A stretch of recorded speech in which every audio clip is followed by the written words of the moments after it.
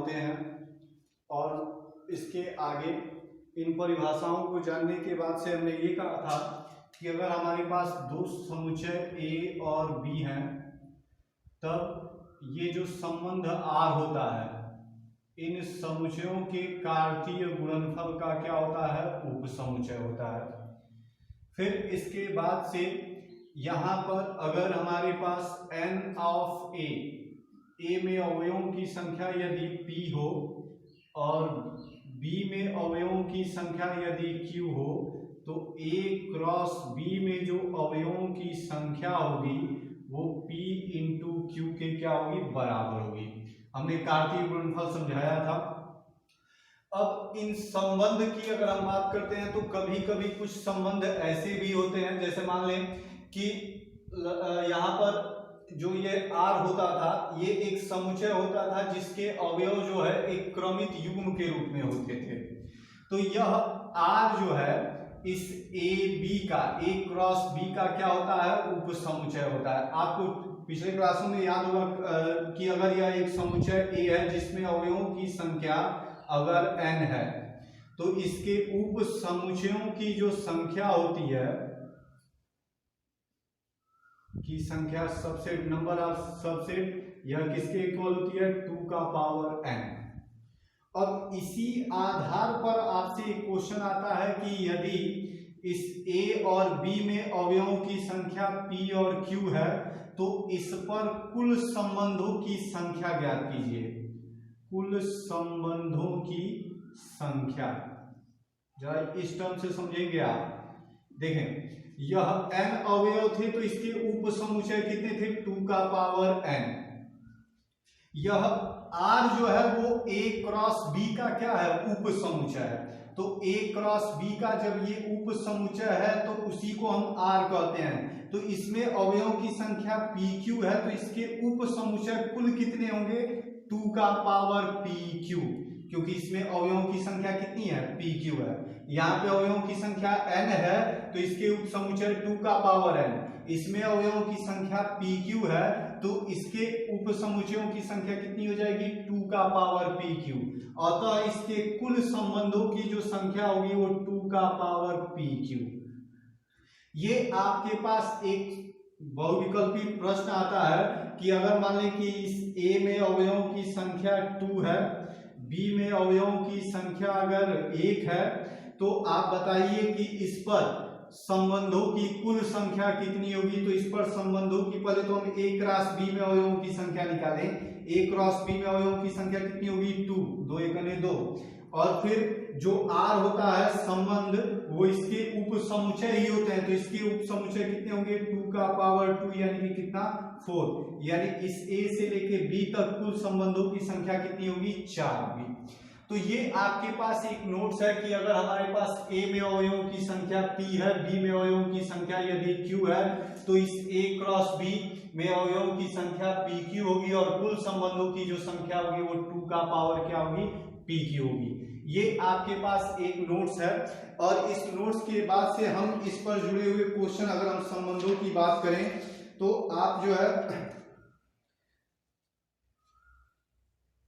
इससे जुड़े हुए क्वेश्चन की अगर हम बात करते हैं तो कैसे हम क्वेश्चन की बात करेंगे, यहाँ पर कैसे सॉल्व करेंगे। एक पहले तो संबंध की हम बात किए तो आप पहले इसके बाद जो है एक एक परिभाषाएं सीखते चले जाएं।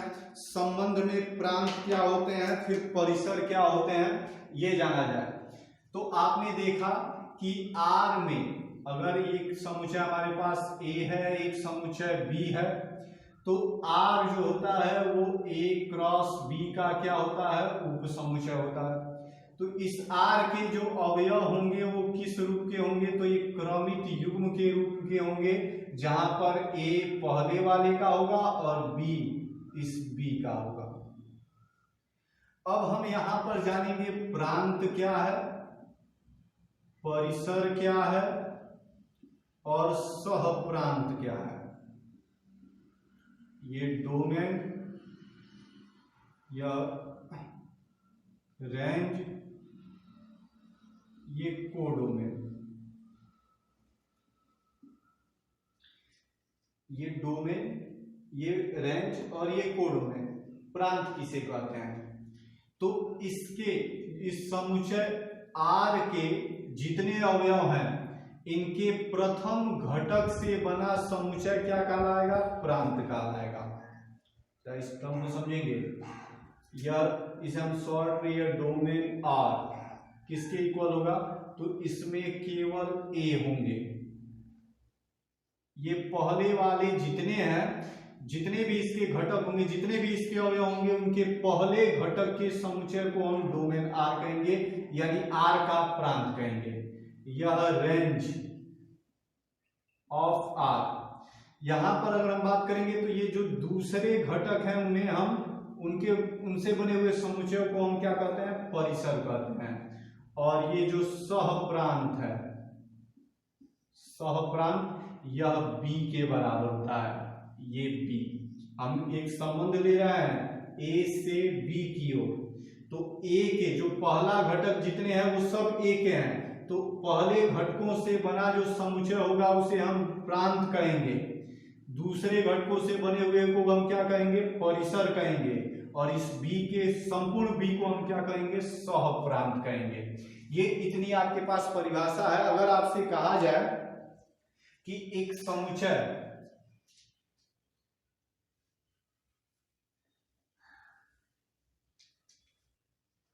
यहां पर एक साधारण सी परिभाषा है और फिर उसके बाद से हम द्विआधारी संबंध की तरफ चलते हैं। द्विआधारी संबंध, जैसे आप इससे पहले देख रहे थे कि दो समुच्चय होते थे ए क्रॉस बी, लेकिन अब हमारे पास जब हम द्विआधारी संबंध की बात करेंगे तो इसमें एक ही समुच्चय का उसी समुच्चय के साथ, एक ही समुच्चय का उसी समुच्चय के साथ कार्तीय गुणनफल का जो उप समुच्चय होगा उसी को हम द्विआधारी संबंध कहेंगे। सबसे इंपॉर्टेंट टर्म यही है आपके पास। ये कहा जा रहा है कि किसी एक समुच्चय का उसी समुच्चय के साथ कार्तीय गुणनफल के उप समुच्चय को हम क्या कहते हैं, द्विआधारी संबंध कहते हैं। ये जितने भी संबंध होंगे ये क्या कहलाएंगे, द्विआधारी संबंध कहलाएंगे। जैसे आपसे कहा जाए कि ए एक अवयव, एक समुच्चय है जिसके अवयव 1, 2 और 3 हैं। आपसे कहा जाए कि इनमें हमें एक संबंध स्थापित करना है आर, जो कि ए बी के रूप का हो और ए बी से एक कम हो। ये एक संबंध है आपके पास। दूसरा संबंध क्या हो सकता है, यह ए बी के रूप का है लेकिन ए बी से एक अधिक है।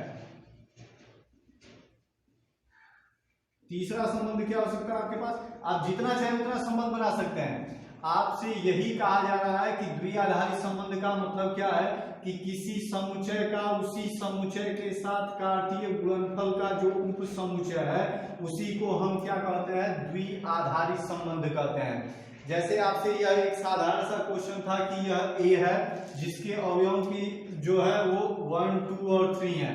इनमें हमें दो संबंध बनाने हैं। एक R1 ऐसा है जो कि ए बी के रूप का है, ए बी से एक क्या है, कम है। पहला वाला दूसरे वाले से एक कम है, जबकि यहाँ पर पहला वाला दूसरे वाले से एक अधिक है।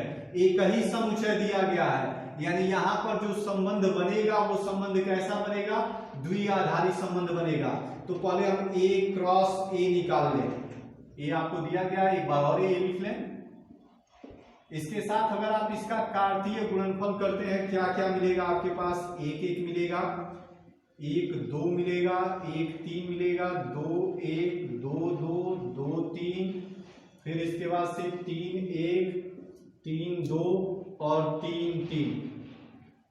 ये आपने कार्तीय गुणनफल निकाल लिया। अब आपको निकालना है एक बार R1, इस पहले संबंध को। जैसे आपने बताया था कि एक ही परिवार में आप संबंध की बात करते हैं तो किसी का पिता पुत्र का संबंध होगा, किसी का चाचा भतीजे का संबंध होगा, किसी का भाई का रिलेशन होगा, भाई बहन का रिलेशन होगा। तो ये जितने भी रिलेशंस हैं इन सब रिलेशंस को अगर हम एक साथ लेके चलते हैं तो ये अलग अलग बनते हैं। भाई बहन कौन कौन होंगे, पिता पुत्र कौन कौन होंगे, चाचा भतीजे कौन कौन होंगे। तो ये पहला एक संबंध ऐसा है कि इस 1 2 3 में से हमें उन अवयवों के समुच्चय को निकालना है या उन दो को एक साथ करना है जिनमें ये पहला वाला दूसरे वाले से एक कम हो।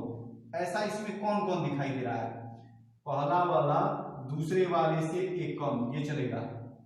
फिर पहला वाला दूसरे वाले से एक कम, ये भी चलेगा। और इसके बाद इसमें आपके पास कुछ भी ऐसा नहीं है, यानी इस R1 में केवल दो अवयव होंगे, एक 1 2 और एक क्या होगा 2 3। जबकि हम R2 की बात करें, R2 में कौन कौन होंगे, इसके लिए कंडीशन ये है कि पहला वाला दूसरे वाले से एक अधिक है, पहला वाला दूसरे वाले से एक अधिक है, ये दोनों। यानी इसमें कौन कौन आ जाएंगे आपके पास, ये 2 1 और फिर कितना 3 2। इनके इस पूरे परिवार में, इस पूरे परिवार में, इस 1 2 3 इस पूरे परिवार में ये इससे कुछ संबंध से जुड़ा है, ये इससे कुछ संबंध से जुड़ा है। लेकिन जब हम संबंध की बात करेंगे तो इस संबंध से इस पूरे परिवार में कुल हमारे पास कितने फैमिली, कितने रिलेशन बन जाएंगे, आपके पास 9 रिलेशन बनेंगे। 9 रिलेशन में इस रिलेशन के अंतर्गत कितने आएंगे, 2 केवल, और इस रिलेशन के अंतर्गत केवल कितने आएंगे, 2। वहीं पर अगर आपसे एक साधारण सा क्वेश्चन कर रहे हैं और जरा फैमिली की तरफ चलते हैं, एक फैमिली की बात की जाए जिसमें 3 व्यक्ति हैं, जैसे ये मान लें कि आपके पास एक ए है, एक फैमिली जिसमें यह ए बी और सी, जैसे ये पिता पत्नी या माता और ये पुत्र, इनमें हमें एक संबंध ऐसा स्थापित करना है, एक और ले लेते हैं यहां पर, ये डी, ये भी पुत्र है। एक संबंध ऐसा स्थापित करना है ए और बी का जिसमें ए बी के पिताजी हों।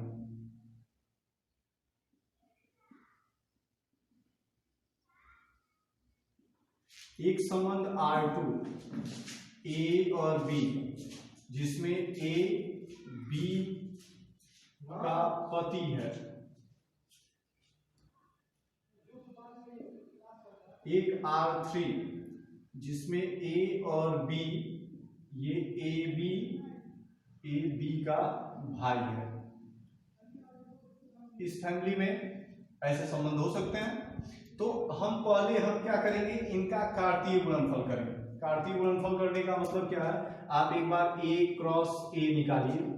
A क्रॉस A निकालने का मतलब क्या है, आपके पास एक तो हो जाएगा कौन कौन, ए